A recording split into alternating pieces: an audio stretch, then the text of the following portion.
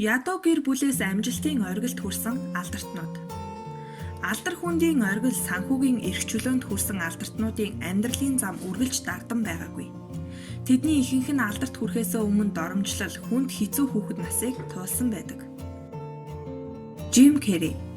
Жимийг бага байхад нь эцэг нь ажилгүй болсны улмаас тэднийг фургонд амьдрах болжээ. Жим Керригийн гэр бүл баян тансаг айл байсангүй. Иймээс сургуульд сурч байхдаа эцэг ихтэй дэм болохоор хүү ажил хийдэг байв. 15 наснда анх удаа тайзан дээр гарсан ч амжилт олсонгүй. Ингээд Жим сургуулаа хайж цэвэрлэгчээр ажиллан гэр бүлээ тэжээх болсон байна. Тэр бага байхдаа хинтээ ч ярьдаггүй, дуу цөөтэй зожиг хүүхэд байсан гэв. Харин 2 жилийн дараа ахиад оролдоод үзтэл амжилттай болж дийлэгцийн урлагт хүчээ сорихоор Лос Анжелес хотыг зорьсон байна. Энд ирээд киноны дүрд жүжигчин сонгон шалгаруулж авах уралдаанд байнга оролцож, олдсон ажлаа хийж хэсэг амьдрав. Удалгүй Жимийг бага өртгөр бүтсэн Эйс Вентура киноны гол дүр тоглуулсан нь түүнийг алдрын замд хөтлжээ. Сонирхолтой нь олон алдартай жүжигчид энэ кинонд тоглохоос татгалзсан байдаг. Джет Ли. Өнөө цагийн Тулаанд киноны мастер Джет Ли Хятадын нийслэл Бээжин хотноо ядуу гэр бүлд төржээ. Тэрээр айлын отхон буюу 5 дахь хүүхэд байсан бөгөөд 2 настай байхад нь эцэг нь насарсан аж.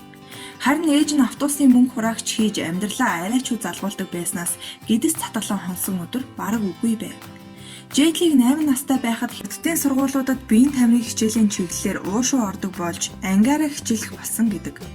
Ийхүү анх спорттой танилцсан түүнд маш гүн гүнзгий сэтгэл үлдээснээр хагас жилийн дараа сургуулаа хайж Бээжингийн уушуугийн академид элсэн суралцжээ. Деми Мур. Демиг ихэнх хөвлөд байхад төрсөн эцэг нь хайж явсан бөгөөд сэтгэл санаагаар унсан их нь хөл хөнд хэрнээ архиух болжээ. Хойд эцэг нь мөн архаг архичин нэгэн байсан тул ихтэй нийлж байнга архитан сохтуурч түүнд анхаарал хандуулдаггүй байв.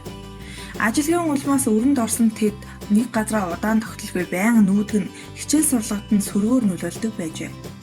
1980 онд хойд эцэг нь амиа холож тэр үед 16 настай байсан Деми эхийнхээ өрийг дарахын тулд сургуулаасаа гарч ажил хийх болсон байна.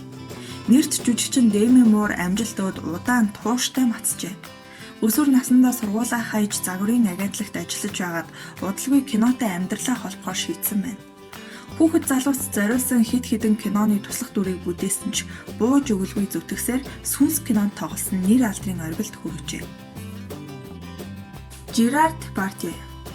Францын нэрт жүжигчин тэрээр жирийн тариачны гэр бүлд төрсэн бөгөөд эцэг нь уншиж бичиж чаддгүй нэгэн байв. Тэднийх Жерараас гадна 5 хүүхэдтэй байсан тул гэдэс цатгалан мөр бүтэн явуулахад туйлын хүнд байлаа. Ядуу анхаарал халамж сул ярилцах хүн байдгүйгээс Жерар хэл ярианы асуудалтай болжээ. Жерар ярихдаа ээрдэг болсноор хүмүүсээс дүлэх болж улмаар энэ асуудал түүнийг сургуулаа хайхад хүргэсэн байна. Сургууль завсарцсныхаа дараа тэрээр төрлөг хотынхоо нэгэн хэвлэлийн газар их бэлтгэгчээр ажиллаж дараа нь бокс сонирхон хичээллэх болсон байна. Гэвч насан туршаагүй Жерар гэмт хэргийн бүлэглэлтэй холбогдож цагдаагийн хараа хяналтад байх болжээ. Хожим санамсаргүй жүжигчний дамжаанд суралцсанаар түүний авьяас тодорсон байна. Jennifer Lopez. Амжилтад хүрэх зам нь Jennifer Lopez-ийн хувьд хүнд бартаатай байжээ. Ирээдүйн оддын эцэг эх нь ядмаг амьдралтай хүмүүс байсан ч хүүхдүүддээ бүхнээ зориулдаг байв. Хүүхэд байхдаа бүжиг дуугаар хичээллэж байсан хожим нь үр дүнгээ өгсөн юм. Дунд сургуулаа төгсөөд нэгэн хуулийн фермд ажилд орсон ч удалгүй энэ ажлаа хайж нэр хүндтэй сургууль бүжигчнэр ажиллах болсон охиноо эцэг эх нь ойлгохгүй байв. Ингээд Jennifer гэрээсээ явж томоохон оддын тоглолтод бүжиглэх болжээ. Дараа нь хэд хэдэн кинонд тоглов.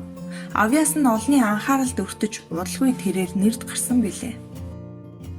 Сара Джессика Паркер.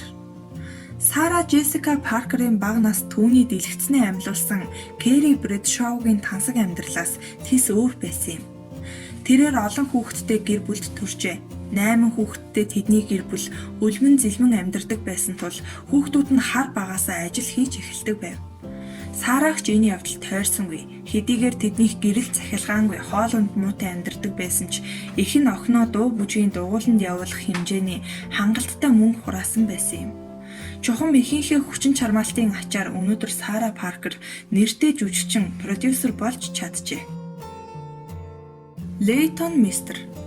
Лейтоны ээж нь 10 сартай жирэмсэн байхдаа марихуан худалдаасан хэрэгээр 10 жилийн хорих ялаар шийтгүүлж байлаа. Тиймээс охин хорих ангийн эмнэлэгт төрсөн байна.